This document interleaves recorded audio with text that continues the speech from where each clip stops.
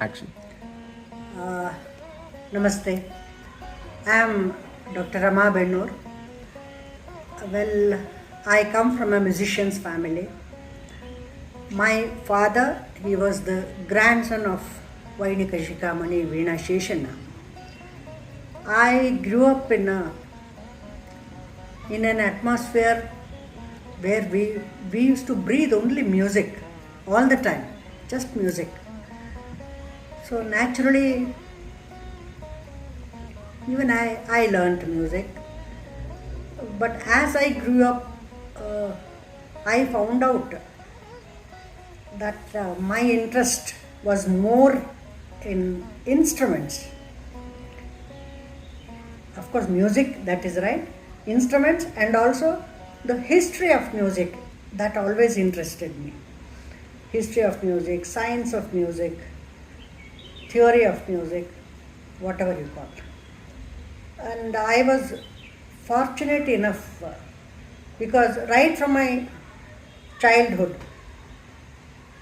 many musicians and many scholars, they used to visit our house to meet my father, and they used to have lengthy discussions with him.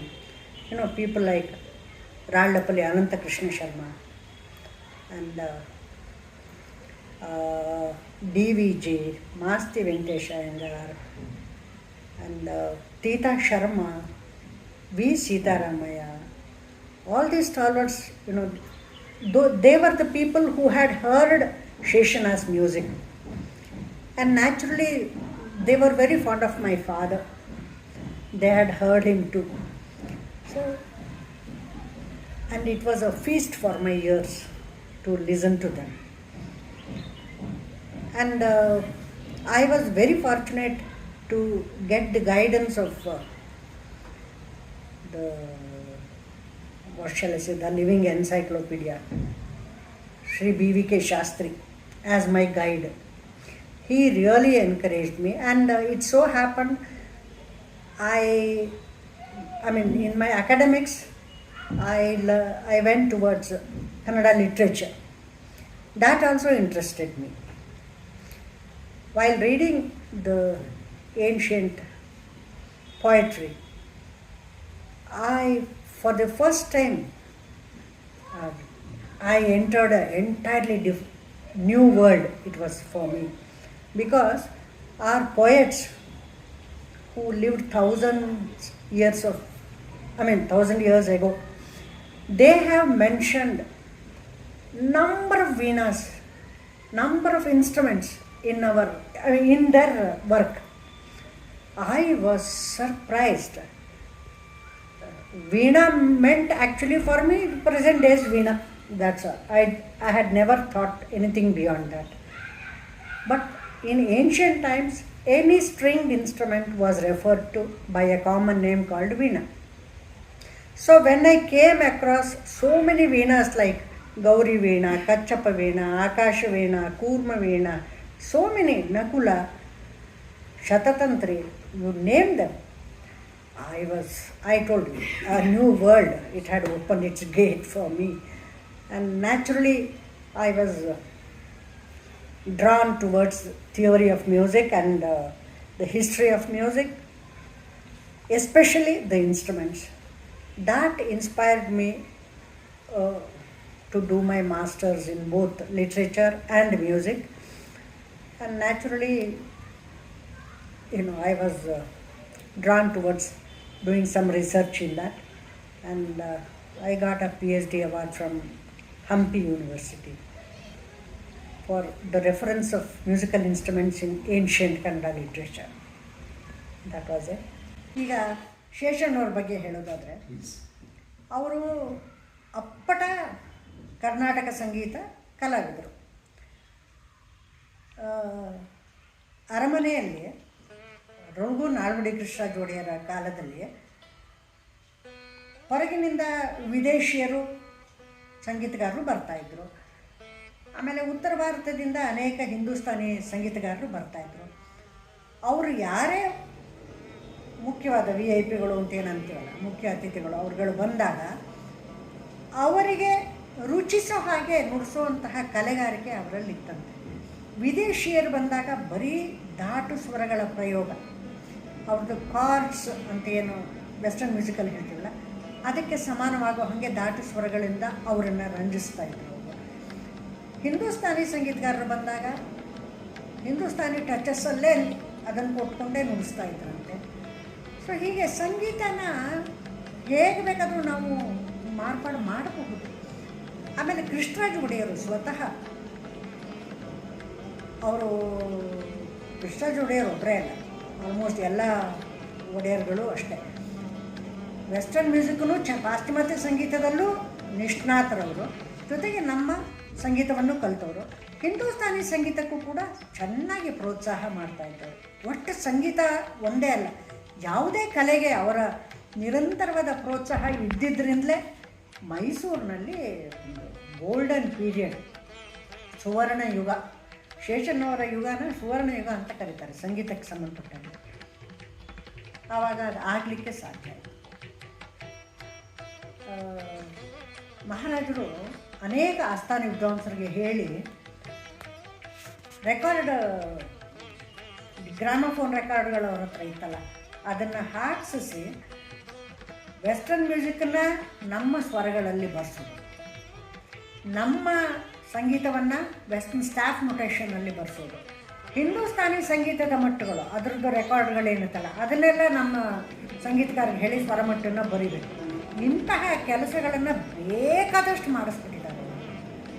Madras music ಅಕಾಡೆಮಿನಲ್ಲಿ ಒಂದು ಸಲ ಕೃಷ್ಣರಾಜ ಒಡೆಯರು ಅದರದ್ದು inauguration ಅವ್ರ ಕೈಯಿಂದ ಆಗುತ್ತೆ. ಆವಾಗ ಮೈಸೂರಿನಿಂದ ಒಂದು ಟೀಮ್, ಸಂಗೀತಗಾರರ ಒಂದು ಟೀಮನ್ನು ಕರ್ಕೊಂಡು ಹೋಗ್ತಾರೆ.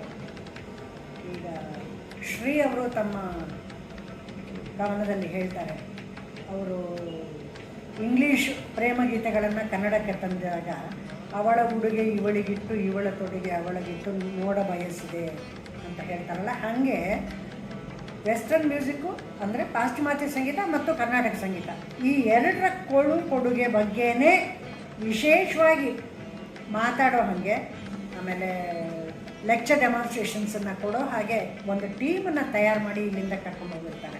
ಅಷ್ಟೇ ಅಲ್ಲ, ಅವಾಗ ಇಂಗ್ಲೆಂಡಿಂದ ಬೇಕಾದಷ್ಟು ಜನ ಬರ್ತಾಯಿದ್ರು, ಅವರೇ ರೂಲ್ ಮಾಡ್ತಾಯಿದ್ರಲ್ಲ ಇಲ್ಲಿ. ಆವಾಗ ಇಲ್ಲಿಯ ಸಂಗೀತಗಾರರಿಗೆ ಸ್ವತಃ ಅವರೇ ಇಂಟ್ರೆಸ್ಟ್ ತಗೊಂಡು ಅವ್ರಿಗೆ ಪಾಶ್ಚಿಮಾತ್ಯ ಸಂಗೀತದಲ್ಲಿ ಟ್ರೈನಿಂಗ್ ಕೊಡಿಸಿದ್ದಾರೆ. Trinity College of Music London, ಅದರಿಂದ ಎಷ್ಟೋ ಜನ ಪದವೀಧರರು ಅವರೇ ಮಾಡಿಸಿದರು. ನಮ್ಮ ತಂದೆಯವರು ಕೂಡ ಅದು is also diploma holder of Trinity College of Music London. ಹೀಗೆ ಒಂದು ಇಂಟ್ರೆಸ್ಟಿಂಗ್ ಇದು ಘಟನೆ ಏನಾದರೂ ಹೇಳಿ ಅಂತ ಹೇಳಿದ್ರಲ್ಲ, ಒಂದು ಸಲ ಆ ಮಹಾರಾಜಗೆ ಇನ್ನೊಂದು ಅಭ್ಯಾಸ ಇತ್ತು. ಅವರು ದೇಶ ವಿದೇಶಕ್ಕೆ ಎಲ್ಲೇ ಹೋದ್ರೂ ಅಲ್ಲಿಂದ ಅಲ್ಲಿಯ ಸಂಗೀತ ವಾದ್ಯಗಳನ್ನ ಎತ್ಕೊಂಬರೋರು.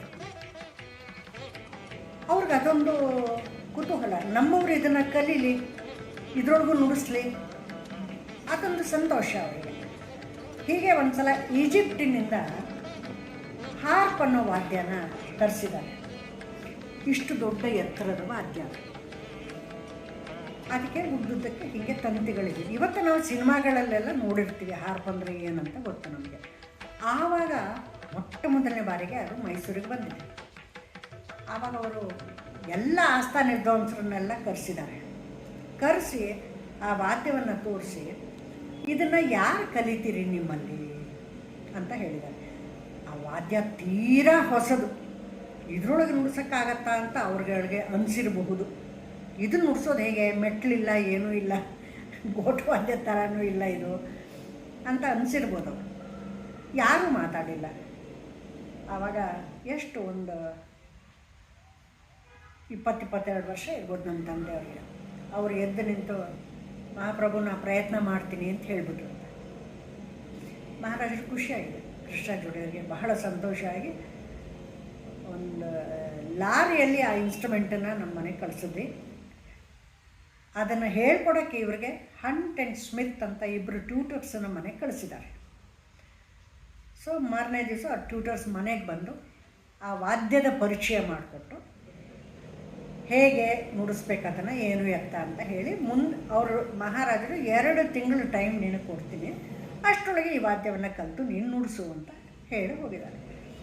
ಅವತ್ತಿನ ದಿವಸ ಅವರು ಟ್ಯೂಟರ್ಸ್ ಬಂದು ವಾದ್ಯದ ಪರಿಚಯ ಮಾಡಿಕೊಟ್ಟು ಅವರು ಹೋಗಿದ್ದಾರೆ.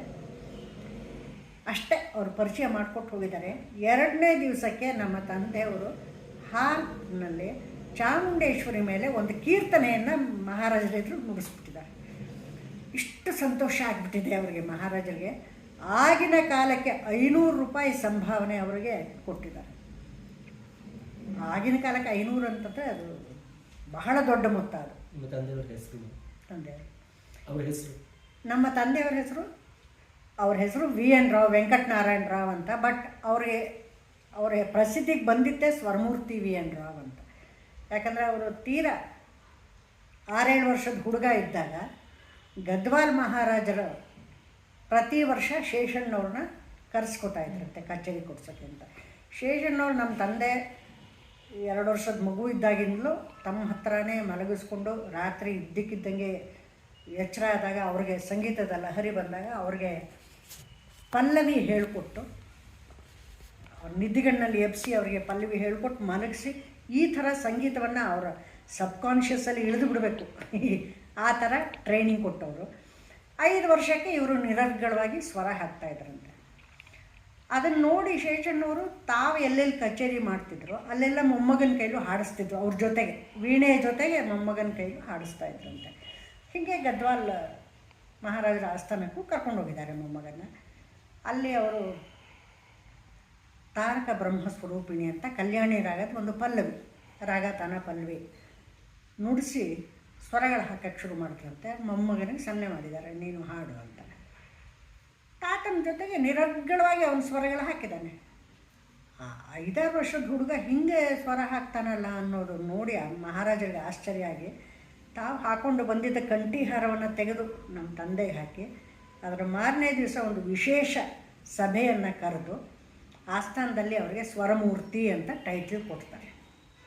ಟೈಟಲ್ ಕೊಟ್ಟು ಅವರಿಗೆ ಸನ್ಮಾನ ಮಾಡ್ತಾರೆ. ಇದು ಪೇಪರಲ್ಲಿ ಸುದ್ದಿ ಬರುತ್ತೆ. ಈ ಸುದ್ದಿನ ಕೃಷ್ಣಾಚಾರ್ಯರು ಓದ್ತಾರೆ. ಓದಿ ಶೇಷಣ್ಣವ್ರನ್ನ ಕರೆಸ್ತಾರೆ. ಏನು ಶೇಷಣ್ಣವರೇ, ನಿಮ್ಮ ಮೊಮ್ಮಗ ಇಷ್ಟು ತಯಾರಾಗಿದ್ದಾನಂತೆ, ನಮಗೆ ಹೇಳೋದು ಬೇಡವಾ ಅಂತ ಕರೆಸಿಸಿ ಅವ್ರ ಕೈಲಿ ಹಾಡಿಸಿ ಸಂತೋಷಪಟ್ಟರು. ಆವಾಗಿಂದ ನಮ್ಮ ತಂದೆಯವ್ರ ಹೆಸರು ಎಲ್ಲರೂ ಸ್ವರಮೂರ್ತಿ ಅಂತಲೇ ಹೇಳಿ.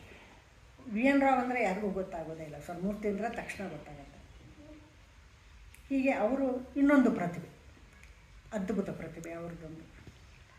ಶೇಷಣ್ಣವರು ಒಮ್ಮೆ ಮದ್ರಾಸಿನ ಅತ್ಯಂತ ಹಳೆಯ ಸಂಗೀತ ಸಭೆ, ಪಾರ್ಥಸಾರಥಿ ಸಂಗೀತ ಸಭಾ ಅಂತ, ಆವಾಗೆಲ್ಲ ಇನ್ನೂ ಮೈಕ್ರೋಫೋನ್ ಬಂದಿರಲಿಲ್ವಲ್ಲ, ಸಾವಿರಾರು ಜನ ಸೇರಿರೋ ಸಭೆಯಲ್ಲಿ ಕೂಡ ಎಷ್ಟು ಪಿನ್ ಡ್ರಾಪ್ ಸೈಲೆನ್ಸ್ ಇರ್ತಾಯಿತ್ತು ಶೇಷಣ್ಣವ್ರ ವೀಣೆ ಅಂತಂದರೆ ಎಲ್ರಿಗೂ ಕೇಳಿಸೋ ಹಾಗೆ ನುಡಿಸ್ತಾಯಿದ್ರಂತೆ. ಶೇಷಣ್ಣವರು ಅವರಿಗೆ ವೀಣೆ ಅಂತ ಅನ್ನೋದು ಮೋಕ್ಷಕ್ಕೆ ಒಂದು ಸಾಧನ ಆಗಿತ್ತು. ಕೇವಲ ವೀಣೆ ಒಂದು ಮನೋರಂಜನೆಗೆ ಎಂದು ನುಡಿಸ್ತಾ ಇದ್ದಿಲ್ಲ, ಅವ್ರಿಗೆ ಅದು ದೇವರ ಪೂಜೆ ಇದ್ದಂಗೆ. ಹೀಗಾಗಿ ಈಗ ನಾದಾನುಸಂಧಾನ ಅಂತಾರೆ, ನಾದದ ಮೂಲಕ ಅವರು ಸಾಕ್ಷಾತ್ಕಾರವನ್ನು ಪಡೆಯೋ ಮಟ್ಟಕ್ಕೆ ಸಂಗೀತವನ್ನು ಅನುಭವಿಸಿದವರು ತಗೊಂಡು ಹೋದರು. ನುಡಿಸ್ತಾ ಇರೋವಾಗ ಅವ್ರಿಗೆ ಆ ನಾದದಲ್ಲಿ ಐಕ್ಯ ಆಗಿಬಿಟ್ಟಾಗ ಏನು ನಡೀತಿತ್ತು ಗೊತ್ತಾಗ್ತಾ ಇರಲಿಲ್ಲ, ಏನೂ ಗೊತ್ತಾಗ್ತಾ ಇರಲಿಲ್ಲ.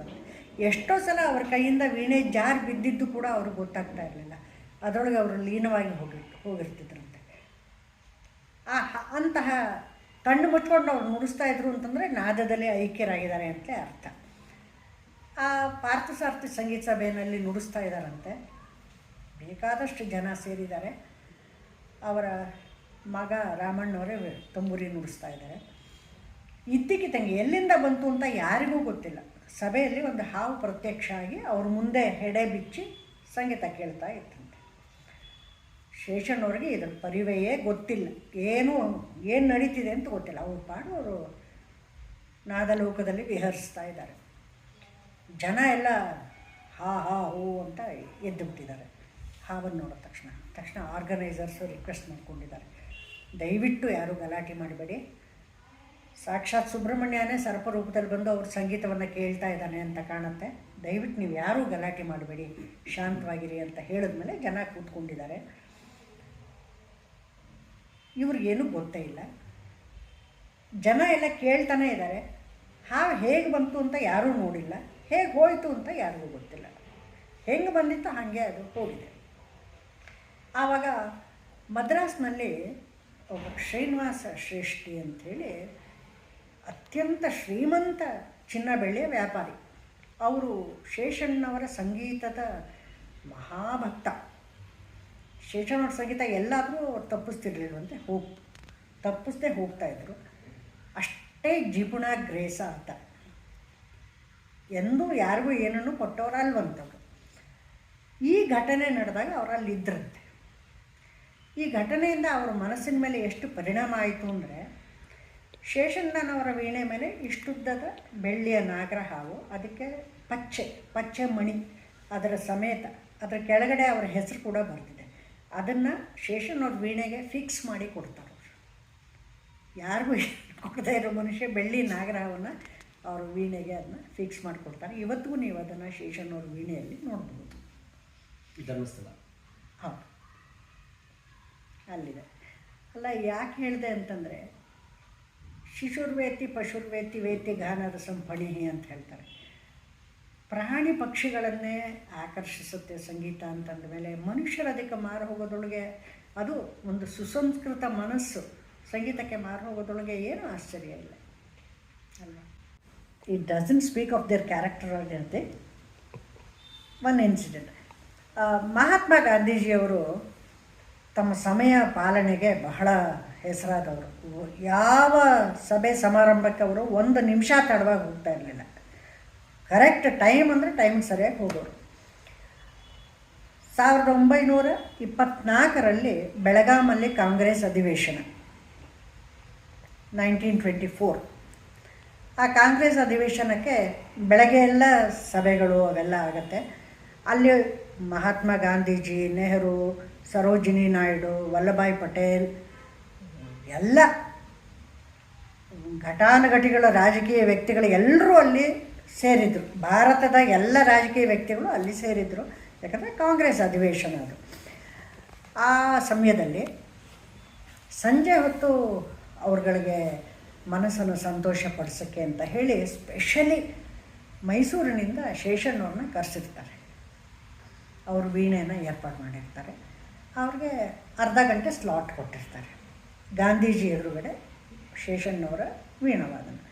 ಗಾಂಧೀಜಿ ಆವಾಗ ಮೌನ ವ್ರತದಲ್ಲಿ ಇರ್ತಾರೆ, ಮಾತಾಡ್ತಾ ಇರ್ತಾರೆ. ಸರಿ, ಶೇಷಣ್ಣವ್ರ ವೀಣೆ ಶುರು ಆಗುತ್ತೆ. ಅರ್ಧ ಗಂಟೆ ಆದ ತಕ್ಷಣ ಅವರು ವೀಣೆನ ಕೆಳಗಡೆ ಇಡ್ತಾರೆ. ಗಾಂಧೀಜಿ ಯಾಕೆ ಅಂತಾರೆ, ಸಮಯ ಆಯಿತು ಮುಗಿಸಿ ಅಂತಂತಾರೆ, ಕಂಟಿನ್ಯೂ ಮಾಡಿ ಅಂತ ಹೇಳ್ತಾರೆ. ಸರಿ, ಶೇಷಣ್ಣವ್ರು ಮತ್ತೆ ತಗೊಂಡ್ರು, ಮತ್ತೆ ಮುಗಿಸಿದ್ರು. ಮತ್ತೆ ಅರ್ಧ ಗಂಟೆ ಆಯಿತು, 3/4 ಗಂಟೆ ಆಯಿತು. ಗಾಂಧೀಜಿಯವರ ಪರ್ಸ್ನಲ್ ಸೆಕ್ರೆಟ್ರಿ ಏನಿರ್ತಾರಲ್ಲ, ಅವರು ಒಂದು ಚೀಟಿಯಲ್ಲಿ ಮುಂದಿನ ಕಾರ್ಯಕ್ರಮಕ್ಕೆ ತಡ ಆಗ್ತಿದೆ ಬಾಪೂಜಿ ಅಂತ ಬರೆದು ಕೊಡ್ತಾರೆ ಅವ್ರಿಗೆ. ಬಾಪೂಜಿ ಅದನ್ನು ಓದಿ ಅದ್ರ ಹಿಂದುಗಡೆ ಬರೀತಾರೆ, ಆ ಕಾರ್ಯಕ್ರಮಗಳು ಆಮೇಲೂ ಮಾಡಬಹುದು, ಇಂತಹ ದೈವಿಕವಾದ ಸಂಗೀತ ನಮಗೆ ಮತ್ತೆ ಮತ್ತೆ ಸಿಗಲ್ಲ, ಆ ಕಾರ್ಯಕ್ರಮ ಎಲ್ಲ ರದ್ದು ಮಾಡುವುದು ಬರೆದು ಅವತ್ತು ಸುಮಾರು 1-1.5 ಗಂಟೆಗಳ ಕಾಲ ಕೇಳಿ ಸಮಾಧಾನ ಆಗದೆ ಮತ್ತೆ ತಮ್ಮ ಬಿಡಾರಕ್ಕೆ ನೀವು ಬಂದು ನುಡಿಸ್ಬೇಕು ಅಂತ ಕೇಳ್ಕೊಳ್ತಾರೆ. ಮತ್ತು ಶೇಷಣ್ಣವ್ರನ್ನ ತಮ್ಮ ಬಿಡಾರಕ್ಕೆ ಕರೆಸ್ಕೊಂಡು ಅಲ್ಲೂ ಒಂದು 2-3 ಗಂಟೆಗಳ ಕಾಲ ಕೇಳಿ, ಗಾಂಧೀಜಿಯವರ ಬದುಕಿನಲ್ಲಿ ಬಹುಶಃ ಅವ್ರ ಸಮಯ ಪಾಲನೆ ಮಾಡದೇ ಇರೋ ಏಕೈಕ ಘಟನೆ ಅಂತಂದರೆ ಇದೆ. ಇದು ಒಂದೇ ಅಲ್ಲ, ರವೀಂದ್ರನಾಥ ಟ್ಯಾಗೋರ್ ಮಹಾರಾಜರ ಅತಿಥಿಯಾಗಿ ಬಂದಿರ್ತಾರೆ ಮೈಸೂರಿಗೆ. ಅರಮನೆಯಲ್ಲಿ ಅವರು ಯಾರೇ ಈ ಥರ ಮುಖ್ಯವಾದ ವ್ಯಕ್ತಿಗಳು ಬಂದಾಗ ಶೇಷಣ್ಣವ್ರ ವೀಣೆ ಮಹಾರಾಜರು ಇನ್ವೇರಿಯಬಲಿ ಏರ್ಪಡಿಸ್ತಾಯಿದ್ರು. ಅದನ್ನು ಕೇಳಿ ಅವ್ರಿಗೂ ಅಲ್ಲಿ ಸಮಾಧಾನ ಆಗದೆ ಟ್ಯಾಗೋರರು ಶೇಷಣ್ಣವರ ಮನೆಗೆ ಹೋಗಿ ಮತ್ತು ಅದರ ಮಾರನೇ ದಿವಸ ಹೋಗಿ ಒಂದು ಸುಮಾರು 2-3 ಗಂಟೆಗಳ ಕಾಲ ಅಲ್ಲಿ ಕೇಳಿ ಸಂತೋಷಪಟ್ಟು ಬರ್ತಾರೆ. ಟ್ಯಾಗೋರ್ ಅವರು ಕರ್ನಾಟಕ ಸಂಗೀತದಿಂದ ಪ್ರಭಾವಿತರಾಗಿ ತಮ್ಮ ಕೆಲವು ಕೃತಿಗಳನ್ನು ಕರ್ನಾಟಕ ಸಂಗೀತ ಶೈಲಿಯಲ್ಲಿ ರಚನೆ ಮಾಡಿದ್ದಾರೆ. ಅದು that is a very interesting point ಅದು ಕೂಡ. ಆಮೇಲೆ ಜಾರ್ಜ್ V ದೊರೆ, ಅವನ ಸಿಂಹಾಸನಾರೋಹಣ ಡೆಲ್ಲಿಯಲ್ಲೇ ಆಗುತ್ತೆ. ಆವಾಗಲೂ ಆ ಸಂದರ್ಭಕ್ಕೂ ಸ್ಪೆಷಲಿ ವೀಣೆ ಶೇಷನ್ ಅವ್ರನ್ನ ಕರೆಸ್ಕೊತಾರೆ. ಗೌಹರ್ ಜಾನ್ ಆಕೆನೂ ಕರೆಸಿರ್ತಾರೆ ಆ ಸಂದರ್ಭದಲ್ಲಿ. ಆವಾಗ ಜಾರ್ಜ್ ಆ ದೊರೆ ಶೇಷಣ್ಣವರ ವೀಣೆಯನ್ನು ಕೇಳಿ, ನಿಮ್ಮಂತಹ ಕಲಾವಿದರು ಏನಾದರೂ ಇಂಗ್ಲೆಂಡಲ್ಲಿ ಇದ್ದಿದ್ದರೆ ನಿಮ್ಮನ್ನು ಪವನ್ಗಳಿಂದ ನಿಮ್ಮ ಅಭಿಷೇಕ ಮಾಡಿಬಿಡ್ತಾಯಿದ್ರು, ದಯವಿಟ್ಟು ನನ್ನ ಜೊತೆ ಬನ್ನಿ ನೀವು ಇಂಗ್ಲೆಂಡಿಗೆ ಅಂತ ಕರೀತಾರೆ. ಆವಾಗ ಸಮುದ್ರ ದಾಟಿ ಹೋದರೆ ಜಾತಿನಲ್ಲಿ ಬಹಿಷ್ಕಾರ ಹಾಕ್ಬಿಡ್ತಾರೆ ಅನ್ನೋದು ಒಂದಿತ್ತಲ್ಲ, ಹೀಗಾಗಿ ಅವರು ಸಮುದ್ರ ದಾಟಿ ಹೋಗೋಕ್ಕೆ ನಿರಾಕರಿಸ್ತಾರೆ. ಹೀಗಾಗಿ ಆತ ವೀಣೆ ಶೇಷಣ್ಣವರ ಒಂದು ಬಸ್ಟ್ ಮಾಡಿ ಅದನ್ನು ತಗೊಂಡು ಹೋಗಿ ಬಕಿಂಗ್ಹ್ಯಾಮ್ ಪ್ಯಾಲೇಸಲ್ಲಿ ಇಟ್ಟಿದ್ದಾರಂತೆ. ಅದನ್ನು ನೋಡಿದವರು ಹೇಳಿದ್ದಾರೆ. ಈ ಥರ ಅನೇಕ ಘಟನೆಗಳು ಅವರ ಬದುಕಿನಲ್ಲಿ, ಒಂದಲ್ಲ ಎರಡಲ್ಲ. ಅವರ ತಂದೆ ವೀಣಾ ಭಕ್ಷಿ ಚಿಕ್ಕರಾಮಪ್ಪ ಅಂಥೇಳಿ, ಅವರು ಮುಮ್ಮಡಿ ಕೃಷ್ಣರಾಜ ಒಡೆಯರ ಆಸ್ಥಾನದಲ್ಲಿ ಇದ್ದವರು. ಮುಮ್ಮಡಿ ಕೃಷ್ಣರಾಜ ಒಡೆಯರು ಪ್ರತಿ ವರ್ಷ ಶಿವರಾತ್ರಿಯನ್ನು ಒಂದು ವಿಶಿಷ್ಟ ರೀತಿಯಲ್ಲಿ ಆಚರಣೆ ಮಾಡೋರು. ಶಿವರಾತ್ರಿನಲ್ಲಿ ಜಾಗರಣೆ ಮಾಡ್ತಾರಲ್ಲ, ಅದನ್ನು ಒಂದು ವಿಶಿಷ್ಟವಾದ ರೀತಿಯಲ್ಲಿ ಅವರು ಆಚರಿಸೋರು. ಇಡೀ ರಾತ್ರಿ ಎಲ್ಲ ಬೇರೆ ಕಡೆಯಿಂದ ಬಂದ ಎಲ್ಲ ಸಂಗೀತಗಾರರು, ನಮ್ಮ ಸಂಗೀತಗಾರರು ಎಲ್ಲರೂ ಒಟ್ಟಿಗೆ ಕಲ್ತಿರ್ತಾರೆ. ಯಾರಾದರೂ ಒಬ್ಬರು ಒಂದು ಪಲ್ಲವಿನೋ ಏನಾದರೂ ಹಾಡ್ತಂದರೆ ಆ ಕ್ಷಣದಲ್ಲಿ ಅದನ್ನು ಕಲಿತು ಬೇರೆಯವರು ಹಾಡಬೇಕು. ಇದು ಒಂದು ರೀತಿಯ ಸ್ಪರ್ಧೆ. ಅದು ಹಾಗೆ ನಡೀತಾ ಇರುತ್ತೆ. ಮತ್ತು ವೀಣಾ ಭಕ್ಷಿ ಚಿಕ್ಕರಾಮಪ್ಪನವರು ತಮ್ಮ ಮಗ 7 ವರ್ಷದ ಮಗ ಶೇಷಣ್ಣವ್ರನ್ನು ಕರ್ಕೊಂಡು ಹೋಗಿರ್ತಾರೆ. ಹೀಗೆ ಬೇರೆ ರಾಜ್ಯದಿಂದ ಬಂದಂಥ ಒಬ್ಬ ವಿದ್ವಾಂಸರು ಒಂದು ಸ್ವಲ್ಪ ಕ್ಲಿಷ್ಟವಾದ ಒಂದು ಪಲ್ಲವಿನ ಹಾಡ್ತಾರೆ. ಅದು ದುರದೃಷ್ಟದಿಂದ ಯಾರೂ ಅದನ್ನು ರಿಪೀಟ್ ಮಾಡೋಕ್ಕೆ ಆಗಿರಲ್ಲ. ಈ ಹುಡುಗ ಅಣ್ಣ ನಾ ಹಾಡ್ತೀನಿ ಅಂತ ತಂದೆಗೆ ತಿಮಿತಾನೇ ಇರ್ತಾನೆ. ಸುಮ್ಮನೆ ಕೂತ್ಕೋ ಅಂತ ಅವ್ರು ಕೂಡಿಸಿರ್ತಾರೆ. ಯಾವಾಗ ಯಾವ ವಿದ್ವಾಂಸರು ಬಾಯಿ ತೆಗಿಲಿಲ್ವೋ ಮುಮ್ಮಡಿ ಕೃಷ್ಣರಾಜವ್ರಿಗೆ ಅದು ಅವಮಾನ ಆದಂಗೆ ಆಗುತ್ತೆ. ಅವರು ಚಿಕ್ಕರಾಮಪ್ಪನವ್ರು ಕೇಳ್ತಾರೆ, ಏನು ಚಿಕ್ಕರಾಮಪ್ಪನವರೇ ಬಿಚ್ಚೋಲೆ ಮರದ ಬಾಗಿನ ತರಿಸೋಣವಾ ಅಂತ ಕೇಳ್ತಾರೆ. ಆ ಸಿಟ್ಟು, ಆ ವ್ಯಂಗ್ಯ ಆ ಮಾತಲ್ಲಿ ವ್ಯಕ್ತ ಆಗುತ್ತೆ ನೋಡಿ. ತರಿಸೋಣವಾ ಅಂತ. ಖಂಡಿತ ಬೇಡಿ, ಇದು ಯಾವ ಪಲ್ಲವಿ ಅಂತ ನೀವು ಹಾಗೆ ಮಾತಾಡ್ತಿದ್ದೀರಿ ಪ್ರಭುಗಳೇ, ಈ ಚಿಕ್ಕ ಹುಡುಗ ಹಾಡ್ತಾನೆ ಬಿಡಿ ಅಂತ ಅಂದುಬಿಡ್ತಾರೆ ಅವರು. ತಕ್ಷಣ ಅವನು 3 ಕಾಲದಲ್ಲಿ ಅವ್ರು ಹಾಡಿದ ಪಲ್ಲವಿನ ಹಾಡಿ ತೋರಿಸ್ತಾನೆ. ಇಡೀ ಮೈಸೂರಿನ ಮಾನ ಇವನು ಕಾಪಾಡ್ದ ಅಂಥೇಳಿ ಮಹಾರಾಜರಿಗೆ ಅತ್ಯಂತ ಸಂತೋಷವಾಗಿ ಅವರನ್ನು ತುಂಬ ಚೆನ್ನಾಗಿ ಬೆಳೆಸು, ಮುಂದೆ ಮೈಸೂರಿನ ಊರ್ಧ್ವಮುಖವಾಗಿ ಅಂದರೆ ಉದ್ದುದ್ದಕ್ಕೆ ನುಡಿಸೋ ಪದ್ಧತಿ ಎಲ್ಲ ಕಡೆಗೂ ಇತ್ತು. ಶೇಷಣ್ಣವರ ತಂದೆಯವರು ಕೂಡ ವೀಣೆಯನ್ನು ಉದ್ದುದ್ದಕ್ಕೆ ಇಟ್ಕೊಂಡೆ ನುಡಿಸಿದ್ರು. ಶೇಷಣ್ಣವರು ಹಾಗೆ ಕಲ್ತಿದ್ದು. ಆದರೆ ಶೇಷಣ್ಣವರು ಒಂದು ಮಹತ್ತರವಾದ ಮಾರ್ಪಾಡನ್ನು ಅದರೊಳಗೆ ತಂದರು. ಅಡ್ಡಟಕ್ಕೆ ನುಡಿಸೋದನ್ನು ಅವರು ಇಂಟ್ರಡ್ಯೂಸ್ ಮಾಡಿದ್ರಿಂದ ಕಲಿಯೋರಿಗೆ ಅದು ಬಹಳ ಸರಳ ಆಯಿತು. ಹಿಂಗೆ ಈ ಥರ ನುಡಿಸೋದು ಕಷ್ಟ, ಮನೆಗಳು ನಮಗೆ ಕಾಣಿಸಲ್ಲ, ಇದು ನಮಗೆ ಮನೆ ಕಾಣಿಸುತ್ತೆ. ಆಮೇಲೆ ಕೈ ಮೂಮೆಂಟ್ಗೂ ಇದು ಈಸಿ ಆಗುತ್ತೆ. ಸೊ ಈ ಮಾರ್ಪಾಡನ್ನು ತಂದಿದ್ದು ಅವರು. ಆಮೇಲೆ ಬೆರಳು ಬಿಡಿಸೋದು, ಮೈಸೂರಿನ ಶೈಲಿಯಲ್ಲಿ ಬೆರಳು ಬಿಡಿಸೋದಕ್ಕೆ ಬಹಳ ಮಹತ್ವ ಇದೆ. ಆಮೇಲೆ ದಾಟು ಸ್ವರಗಳ ಪ್ರಯೋಗ ಮೈಸೂರಿನ ಒಂದು ವಿಶೇಷತೆ. ಅದು ಈ ಎಲ್ಲ ಮೈಸೂರು ಬಾನೆ ಅಂತ ಏನು ಕರಿತೀವಲ್ಲ, ಅದು ಶೇಷಣ್ಣವರಿಂದ ಶುರುವಾಯಿತು ಅಂತ ನಾನು ಕೇಳಲ್ಪಟ್ಟಿದ್ದೀನಿ. ದಟ್ ಈಸ್ ಒಂದು ಕರೆಕ್ಟ್ ನೀವು ಹೇಳಿರೋದು ಮೇಜರ್ ಡೆವಲಪ್ಮೆಂಟ್ ಅದು. ಎಸ್, ಮಾಡಿರೋ ಚರಮಗೀತೆ ಅದು. 1 ವಾರ ಮುಂಚೆನೇ ಅವ್ರಿಗೆ ಗೊತ್ತಿತ್ತಂತೆ ಇಂಥ ದಿವಸ ನಾನು ಸಾಯ್ತೀನಿ ಅಂತ. ಅವತ್ತಿನ ದಿವಸ ಮೈಸೂರಿನಲ್ಲಿ ಅವರು ಆ ರೋಡಿಗೆ ಕಾಲಿಡೋಕ್ಕೆ ಜಾಗ ಇಲ್ಲ, ಅಷ್ಟು ಜನ ತುಂಬಿಟ್ಟಿದ್ದಾರೆ. ಬಿಕಾಸ್ ದೇ ನ್ಯೂ ಇಂಥ ದಿವಸ ಇಂಥ ಟೈಮಲ್ಲಿ ನಾನು ಸಾಯ್ತೀನಿ ಅಂತ ಅವರು ಮೊದಲೇ ಹೇಳ್ಬಿಟ್ಟಿದ್ರು.